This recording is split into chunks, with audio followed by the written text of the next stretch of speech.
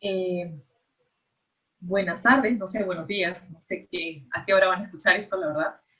Eh, Voy a compartir con ustedes, bueno, mi nombre es Cintia Cabrejos, yo soy la doctora Cabrejos, soy coordinadora de crisis ahora del Servicio de Psiquiatría, y voy a compartir con ustedes un poco de información que les permita a ustedes tener una idea de cómo se está manejando en este momento en el hospital eh, todo lo que es la parte de salud mental, no solamente con respecto a los pacientes, sino también respecto al personal de salud.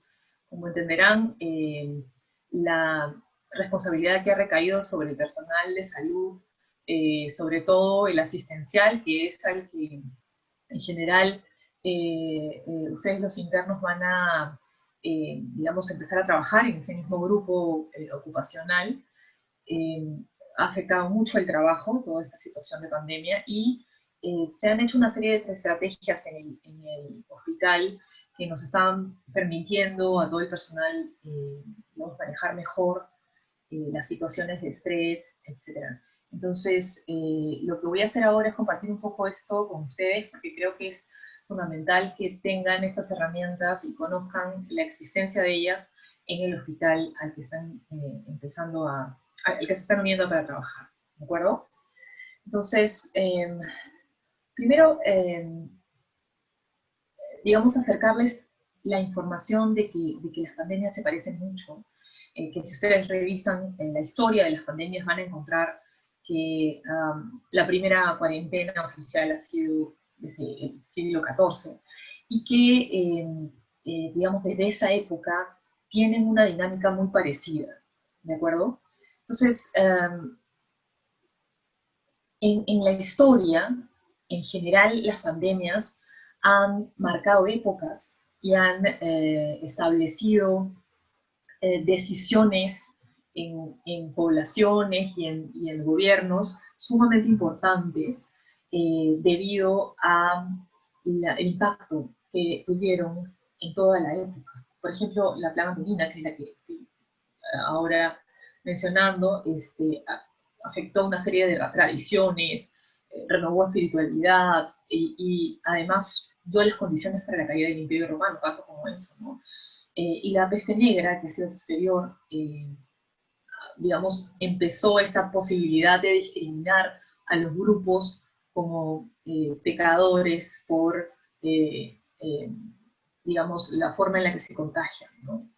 Entonces, las pandemias nos deberían enseñar cosas nuevas y nos deberían permitir entender mejor nuestra propia naturaleza. Dicho esto, para los que no lo recuerden, y creo que es importante que lo tengan como hito inicial en la cabeza respecto al internado y respecto al trabajo en todo este año, en el Hospital Cayetano Heredia la respuesta inicial para la pandemia se dio a partir del 1 de marzo de 2020. Estuvo a cargo del doctor Acosta, que era el que se encargaba, o se encarga hasta ahora, de toda la organización de la parte de emergencias y desastres. Se inició con una oferta móvil, que es lo que existe todavía hasta ahora y va a seguir funcionando en el centro juvenil del hospital, que es una zona en la que se reciben a los pacientes con sospecha de COVID, se les hace las pruebas y se les hospitaliza si es necesario. Esa es la zona de la oferta móvil.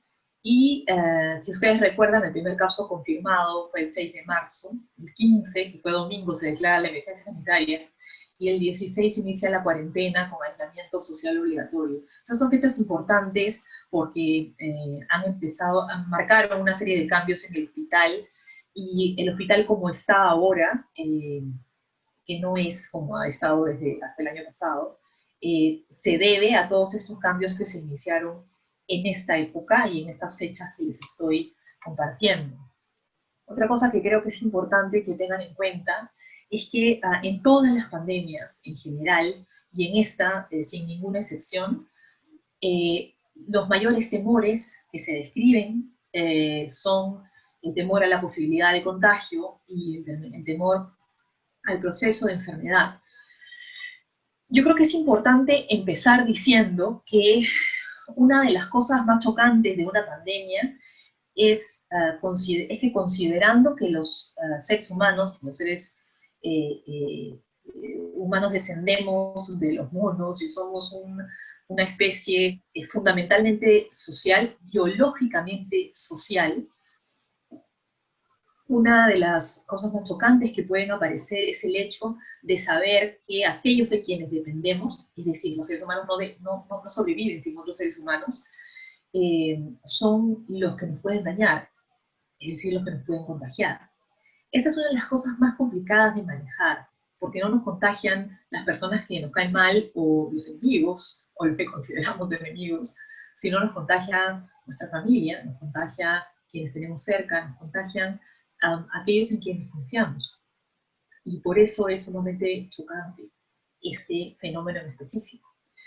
Ahora, a esto se unen una serie de fuentes de estrés que hemos ido detectando y además revisando de la literatura, porque teníamos que, digamos, informarnos un poco hacia el inicio de la pandemia. Y hemos encontrado que se repiten exactamente igual en el hospital. Desde que empezó la cuarentena y luego desde que empezó el estado de emergencia y toda la situación de pandemia, uno de los primeros temores que aparecieron y que causan también uno de los más grandes estreses es el temor a la enfermedad misma, es decir, al contagio y a pasar por el proceso de la enfermedad, como lo dije antes. La otra fuente de estrés importante que apareció desde el inicio del trabajo sanitario es el trabajo con equipo de protección personal. Como ya deben saberlo, en todo el hospital es necesario que utilicen el equipo de protección personal, que puede diferenciarse un poco dependiendo de la zona, pero que siempre va a existir. No van a ver a nadie en el hospital que sea parte del personal que no lleve algún tipo de protección, por lo menos mínima, y que no tenga las, digamos, consideraciones de, digamos, ponérsela y quitársela en el lugar correcto, dependiendo de cuántas partes del EPP estén utilizando. ¿Ok? Lo otro importante es el desgaste por chequeo y por el nivel de fatalidad también en el hospital. Es decir, el chequeo constante y la revisión constante de si toqué algo, si tengo que lavarme las manos de nuevo, si solamente me funcionaría usar el alcohol gel, si es que donde pisé puede estar contaminado y tengo que evitar contaminar el siguiente lugar a donde voy, si debo para una zona utilizar botas, para otra guantes, si usé suficiente los guantes, si es que los guantes, ¿cómo se llama? Tengo que cambiarlos para el paciente o tengo que cambiarlos por mí. Todas estas situaciones que estamos chequeando mentalmente todo el tiempo, que no nos acerquemos las manos a la cara, que si estamos con guantes no toquemos nada cerca de la cara, cuando tenemos que usar la visera facial, cuando no, cuando tenemos que usar lentes, cuando no, cuando N95, cuando no, etcétera, desgasta. Es una cuestión realmente que cansa, ¿de acuerdo? Eso por un lado. Y por otro lado, los niveles de fatalidad, y con esto me refiero a que cuando nosotros entramos a los pisos hoy en día, y sobre todo al inicio de la pandemia, la probabilidad de que los pacientes que estaban en piso murieran era altísima. Entonces, entre el desgaste por chequeo y el saber que en cualquier momento cualquiera de los pacientes que están en las salas pueden fallecer de manera brusca, suponen dos estreses que se unen en uno en el momento del trabajo, del día a día, y que mantienen nuestros sentidos siempre alertas y nos mantienen tensos durante todo el tiempo que estamos en las zonas de trabajo. Además de eso, el otro problema que hemos encontrado y que hemos verificado muchas veces en el hospital es el aislamiento social al que estamos. Todo el mundo tiene que estar lejos de todos, no pueden haber reuniones, en las horas de refrigerio no debemos comer juntos porque nos tenemos que sacar la mascarilla y en ese momento deberíamos sin mascarilla estar más o menos a 6 metros de la siguiente persona. y eso supone también que almorzamos, cenamos o desayunamos y lo hacemos en el hospital solos. Entonces, eso también supone una carga importante de estrés, no es a lo que estamos acostumbrados los seres humanos. Y finalmente, otra de las cargas importantes que van a tener que considerar en su trabajo, en el día a día, es la carga social. ¿A qué me refiero con eso? Me refiero a la carga que supone la presión de los familiares de los pacientes. En el caso de los internos no están trabajando o no van a trabajar en zonas COVID, pero dada la situación de contaminación, probablemente las zonas en las que trabajen tampoco tengan visitas regulares. Y va a haber mucha presión de los familiares por la información.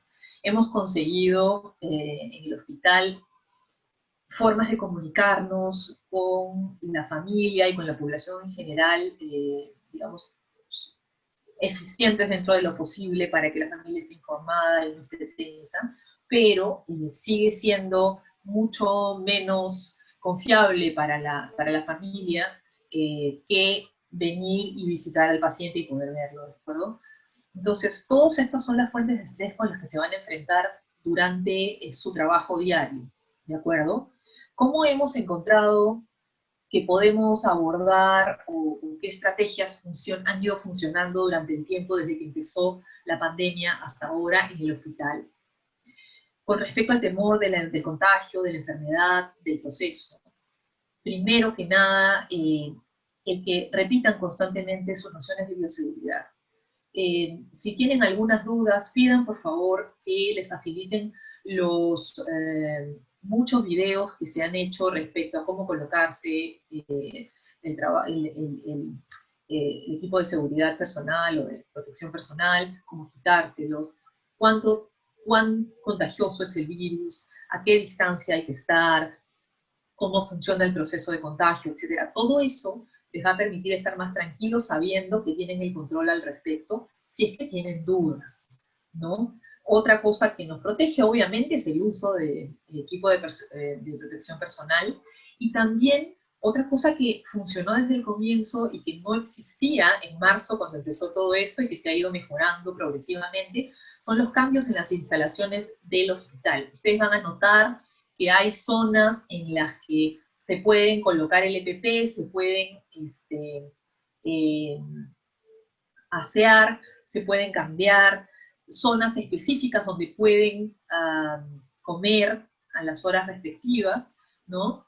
Y todas estas variaciones, cambios y mejoras en las instalaciones del hospital nos han ayudado a mejorar o manejar, por lo menos de manera parcial, el temor que había a la enfermedad o al contagio propiamente. Y lo ideal es que ustedes sigan al pie de la letra todas estas indicaciones que ya les han explicado y dado, y que, bueno, no son tema de esta charla. Con respecto al trabajo con EPP, que así no lleven el EPP completo que se usa dentro de COVID, de todas maneras va a causar dificultades y problemas el hecho de usar guantes, varias veces cambiarlos, la tipo de mascarilla, la sensación que da la mascarilla N95, etc. El usar la visera constantemente, el que los pacientes no puedan reconocerlos fácilmente, y que entre ustedes además tengan dificultades para hablar, y también con el resto de personal asistencial, justamente por el uso de todas estas medidas de protección.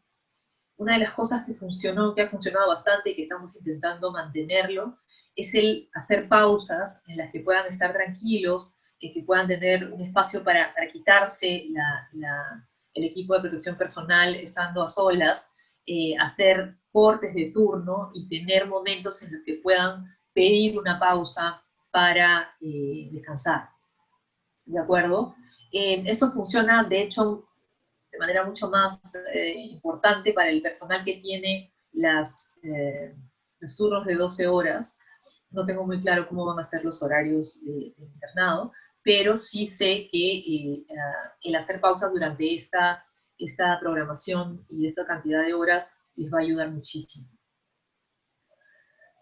Respecto a el chequeo constante, los niveles de fatalidad, les hemos pedido a todo el personal médico, de enfermería técnica, etcétera, que mantengan el autocuidado. ¿A qué me refiero? Me refiero a que los espacios de pausa hagan algunas cosas que deseen, no sé, si tienen el celular, puedan ver un rato una serie que les gusta, estén tranquilos, puedan escuchar un poco de música en sus propios celulares o implementos. Si hay dificultades para, digamos, bajar la tensión o lograr relajarse, se han compartido también en el hospital una serie de videos y audios de relajación que se pueden llevar en el celular y se pueden hacer por 10 minutos en las pausas, ¿de acuerdo? Entonces, hay varios de estos audios a los que pueden tener acceso a través de salud mental cuando ustedes lo deseen, ¿de acuerdo? Además de eso, respecto al aislamiento social, lo que hemos encontrado es que nos han ayudado mucho los grupos Zoom de las diferentes especialidades y de los diferentes grupos profesionales. Hemos hecho, en salud mental estamos promoviendo que haya reuniones Zoom con las personas con las que trabajamos, porque como ni siquiera nos vemos las caras mucho, ha funcionado. Eso ha hecho que finalmente se pongan de acuerdo entre ellos y tengan reuniones Zoom simplemente para conversar un rato, relajarse.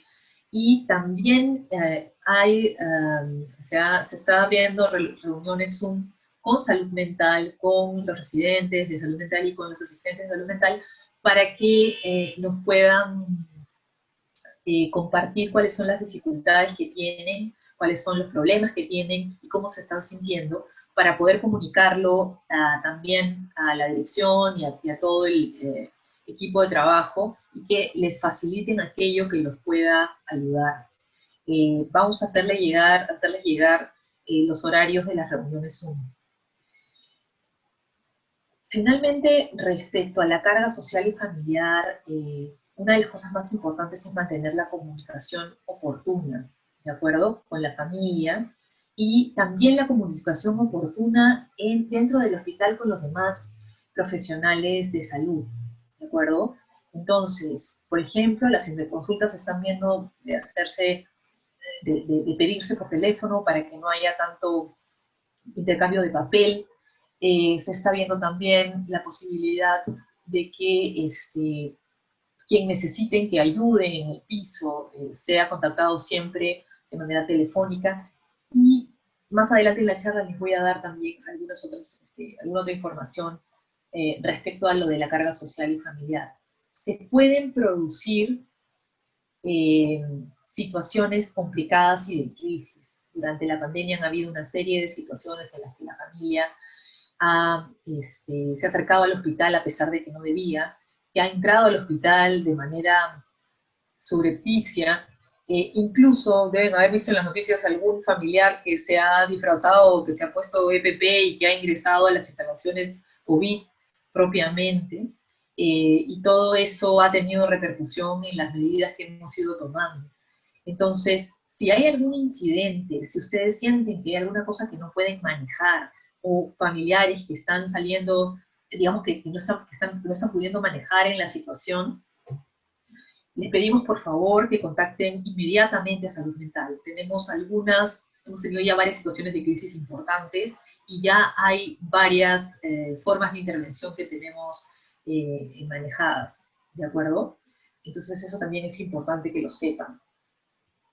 Como les decía, el personal de psiquiatría desde el comienzo ha entrado a triaje, están los dos primeros psiquiatras que entraron a COVID, y hemos estado haciendo triaje y piso con el resto de los médicos, y creo que eso es importante porque hace que entendamos mejor toda la situación. Queremos que sepan que en salud mental la atención regular a pacientes se está haciendo de manera remota, y algunos pacientes están viniendo a recoger recetas, nada más. Es decir, no hay consultorio externo, como ustedes lo saben, pero desde el comienzo establecimos la necesidad de, además de la atención de los pacientes, había que intervenir al personal. Y se ha intervenido desde el inicio el personal COVID y no COVID, dándoles opciones de ayuda. En esta misma idea, ¿cómo se llama? Se vio que había la necesidad de reunión, y como no se puede hacer en otro lugar, en verdad, si ustedes conocen la capilla, es muy grande y nos reunimos en grupos pequeños para dar pautas sobre bioseguridad y para ayudar en las situaciones de estrés, ¿de acuerdo? Podemos hacerlo también con cualquier grupo del internado si es necesario, y por favor siéntanse en la libertad de pedir ayuda. Y la ayuda puede ser ya sea presencial como a través de Zoom también, como lo están viendo en las imágenes, que han sido reuniones reales que se han dado durante todo este tiempo. Aquí quiero hacer la acotación respecto al apoyo a los familiares. Esto se inició recién en mayo, cuando nos dimos cuenta que la presión desde afuera era muy fuerte. Y lo que se está haciendo desde psiquiatría, y yo creo que es importante que lo sepan y que lo tengan en cuenta por si acaso, es que todos los pacientes que son ingresados o que ingresan a los diferentes pisos, ya sea COVID o no COVID, en principio a los COVID, son contactados, los familiares son contactados por un psiquiatra que hace una evaluación inicial y que les explica cómo va a funcionar la comunicación de aquí en adelante con ellos, que no pueden visitar y etcétera. También se está dando apoyo a familiares en las zonas no COVID, que son aquellas en las que ustedes van a trabajar, y que necesiten, por motivo de la enfermedad del paciente o por motivo personal, apoyo respecto a la situación de salud del paciente. Eso también se está haciendo. Y solamente tienen que llamar al anexo de salud mental, que es el 336, que también más adelante lo van a ver, o al celular que tenemos en salud mental. Por esta situación de apoyo a los familiares y de necesidad de recibir llamadas durante 24 horas para los familiares de los pacientes hospitalizados, hay un psiquiatra respondiendo al teléfono en el servicio de psiquiatría 24 horas. Entonces, durante 24 horas pueden comunicarse, y si ustedes no se sienten bien, también pueden comunicarse 24 horas. Como dije, día y noche. Y también estamos trabajando junto con el Departamento de Psicología, ¿de acuerdo? Yo creo que es bien importante que lo sepan. En psicología está funcionando en 3 grupos con respecto a los pacientes COVID, en primer lugar, y también con los pacientes no COVID en algunas situaciones. Hay 3 grupos que están trabajando directamente con los psiquiatras, que hacemos el primer contacto con los familiares de los pacientes hospitalizados. Hay un grupo de seguimiento, que es el grupo que se encarga básicamente de, digamos, continuar contactando a la familia mientras el paciente está hospitalizado. Hay un grupo de duelo que contacta a la familia para ayudarlos a manejar esta situación en el momento en que ocurre el deceso del paciente. Y hay un grupo de alta que permite y ayuda a los pacientes que regresan a casa, sobre todo a los COVID, con el regreso a casa y con el reacomodo en casa de las situaciones que se pueden dar, porque el paciente no llega bien, sino llega todavía recuperándose, ¿no? Finalmente, creo que sería importante que si necesitan guías específicas, el INSA en su página web tiene estas guías técnicas para cuidado del personal de salud. Básicamente suponen las mismas situaciones de las que ya les hemos hablado en esta conferencia, en esta reunión. Y también una guía técnica para cuidado de salud mental en general, la población en general en el contexto de la pandemia. Estas son 2 informaciones importantes que pueden encontrar en el portal del Ministerio de Salud. Y si tienen más dudas al respecto, por favor, pueden comunicarse con salud mental con psiquiatría. Van a encontrar algunas de estas, esta